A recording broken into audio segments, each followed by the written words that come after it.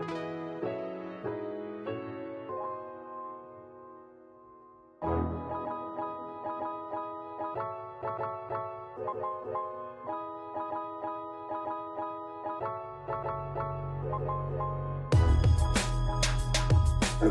premier conseil, c'est d'y aller vraiment. C'est-à-dire qu'il ne faut pas que la personne se dise « je vais aller mettre une équipe en Estonie, mais en réalité, je vais rester en France, c'est pour avoir ma e-résidence ou je ne sais pas quoi ». C'est-à-dire que ça fonctionne vraiment que quand on est vraiment là-bas.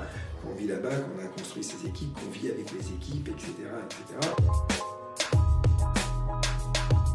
Non. L'estonien, non. Le russe, oui, mais l'estonien, parce que l'estonien c'est une langue très difficile.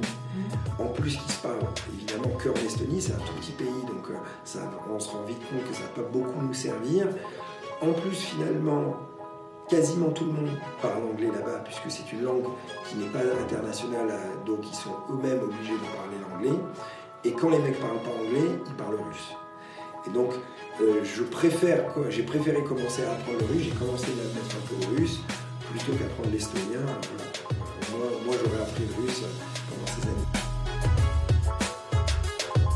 Ce que j'aime beaucoup à Tallinn, c'est le fait que je gagne finalement du temps, c'est que tout est extrêmement proche. Déjà, de vivre dans une ville où on n'est que piétons, pas de circulation, pas de voiture, que piétons, où il n'y a aucun danger. On peut marcher à 3h du matin, une fille peut marcher à 3h du matin, elle ne se fera pas embêter. Un pays où tout est électronique, sans aucune corruption, où tout ce qui est administratif se fait digitalement, il y a du wifi partout, ça c'est vraiment le côté pratique. Et clairement la qualité de la vie, c'est-à-dire que le fait d'être à 5 minutes à l'aéroport, le fait de pouvoir louer un appartement qui a une bonne taille dans vraiment le centre de la ville pour pas cher, les restos, etc. Avec mon frère, on va souvent dans un petit restaurant qui s'appelle F-Hone, qui est un peu à l'extérieur du centre, mais déjà il n'est pas cher du tout, c'est incroyable. Et il est extrêmement bon et ça a l'air d'être dans un quartier d'artistes qui est en train de devenir le quartier le plus, artiste, branché, un peu bobo de Tallinn.